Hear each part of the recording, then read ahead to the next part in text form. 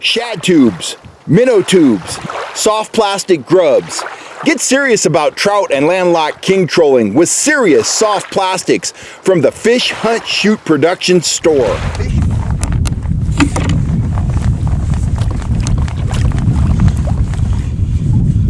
Nice. That fish jumped all over a larva-colored grub at about 11 feet deep, trolling at 1.4 miles an hour. This guy feels heavy. Hard to tell in this wind. I don't think I had that grub on there for maybe a minute or so, and he was just all over it. Oh, this is a hefty fish. Look at the bend in that rod.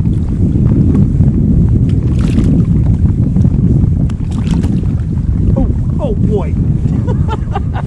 Oh gosh. Look at that. This is a nice fish. Jumped all over that larva colored grub.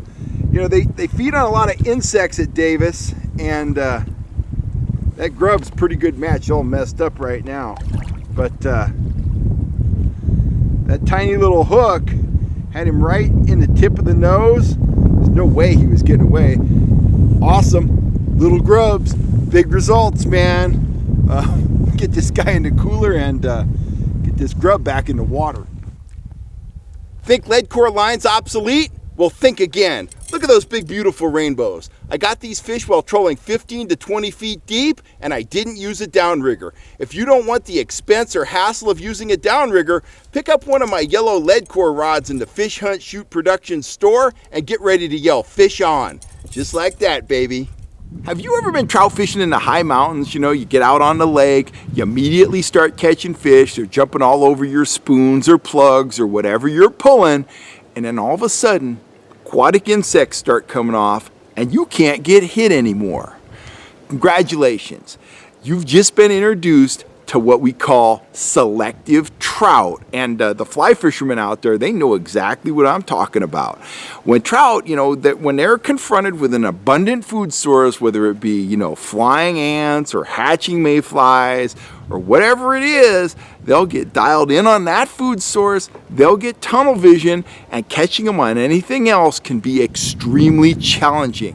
And that's exactly what I was experiencing up at Lake Davis last fall when I caught that rainbow you saw in the beginning of this video. The fish was about 3 pounds. It was a really nice fish, but it came after probably 2 hours of frustration when I wasn't catching anything. I caught that fish on a little tiny larva-colored grub, just like that. But let me tell you a little bit more about the day in general before we get to the grub and get to how I started catching fish again. Hit the water early, just like I described. I started nailing fish on spoons and big trolling flies. Man, I was doing great. I probably had 20 fish that morning, and all of a sudden, bugs started coming off, and I couldn't get hit anymore. And I was thinking about slowing down at that point and putting on some smaller offerings. But then the wind came up and I thought, well, I got chopped now. I don't need to slow down, because when I get choppy conditions, I've talked about it on the channel here a ton. When I get choppy conditions, I get even more aggressive. I troll faster and I start triggering those fish. Typically rainbows, they're going to pull up into that chop. There's oxygen there, there's current there, and they feel safe under that chop. Well, I started power trolling again, and I was not hooking anything. And I thought to myself, well, okay, they're still feeding on insects. I can't see them feeding on the insects. I can't see them swirling on the surface because of all this chop, but they must still be feeding on those aquatics. So I rigged up with the little larva-colored grub. I started trolling at about 1 mile an hour going into the wind, and I don't think it took 30 seconds to hook the first fish. And I got another probably half dozen fish or so before I had to pull off because it just got so rough out there. And that bite probably went on for as long as those aquatics were hatching. So I could have kept on catching fish on small grubs, stuff like that. But ultimately, I had to go home, one, and two, it wasn't real safe out there. I had some pretty big rollers, some pretty big white caps, and I chickened out and I went back to the ramp. So the question is, when you're out on a lake and they start, you know, the trout start feeding on aquatics, they get that tunnel vision, and your bite shuts down, what can you do to reinvigorate the bite particularly, can't even talk, if you want to continue trolling. Now, anytime that happens, you could stop trolling, bust out a slip bobber and a worm, and you're probably going to catch fish because they just have a hard time laying off a worm when you put it right in their face. But bait fishing's not for everybody. If you want to keep on trolling, what can you do to catch fish when they're feeding on aquatics? And typically that means downsizing, slowing down, and going with some buggy or natural type presentations. Now, when I was at Davis, as I showed you, I reached for one of my small larva colored grubs. Now, if I was at a more clear water lake, I probably would have went with the same size grub, but I would have went with a clear one. Very subtle. Bottom line is subtle. I put the grub on with no blades, no flashers, no nothing. I put it about 5 feet under the surface, and I trolled forward into that wind just fast enough to make the tail on that grub work. And that trout, he was up there, he was looking for nymphs, he saw something natural going very slow, he jumped all over it. Now, other offerings that I found to work in that situation, and there's really kind of just 3 for me. One are the soft plastics, the grubs, stuff like that. Number 2 are small flies, and a couple in particular. Small woolly boogers in natural colors like that. I might fish these with a wiggle disc, but more than likely, I'm going to troll them at 1 mile an hour or less, and I'm going to troll them with no attractor and no action whatsoever. I'm just going to rely on that hackle and that marabou tail to create the action and draw the strikes. Another fly that I found to work very well in that situation is even subtler than a woolly booger. It's a straight up woolly worm. A woolly worm is basically a woolly booger without the marabou tail. And again, no blades, no flashers, no discs, no nothing. Just move that through the water at 1 mile an hour or less, and you will probably start getting hit again. And finally, either a threaded night crawler or a threaded gulp worm, and you don't want to go big. If I was going to use a gulp worm like this, I would cut that piece of worm down to about 3/4 of an inch to maybe an inch max. The key is going slow, going small, and getting as close to those insects that the fish are eating as you possibly can. Kind of final thought on this.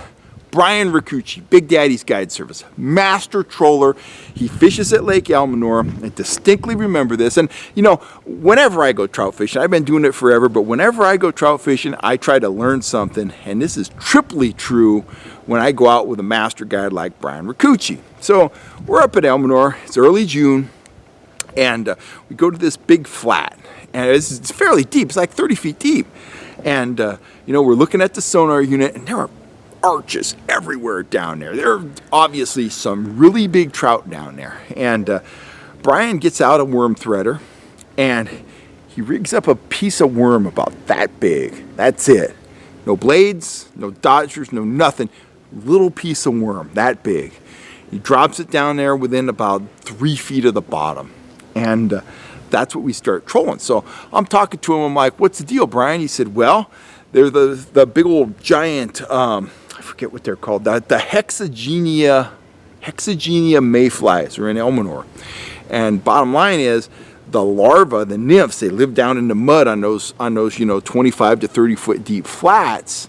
And when they get ready to hatch, they got to swim up to the surface. And Brian, we're looking at all these arches on the screen, and Brian's all, yeah, how would you like to be a bug, backstroking through all those marks to get to the surface? And I was like, ooh, that doesn't sound like much fun.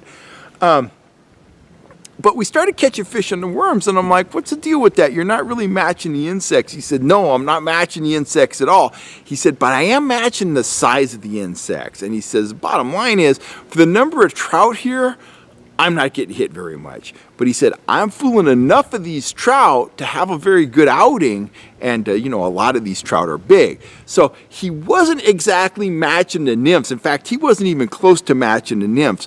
But what he was doing was he was tricking some percentage of those fish around. And that's exactly what I was doing with my little grub. I was trolling near the surface, but those fish were feeding on some sort of mayfly. And by trolling this grub slowly past them, even though it was bigger than what they were actually eating, I was able to draw some strikes. Now, when I was trolling spoons and big flies, I wasn't able to draw any strikes. So it wasn't a wide open bite, but it did allow me to catch several more fish before I had to call it a day. Anyway, it's just a thought on how you deal with an insect hatch up in the high mountains when it occurs and kind of shuts your bite down before you're ready to go in. It can be a day saver. And it's little things like that just add to your total of fish throughout the season.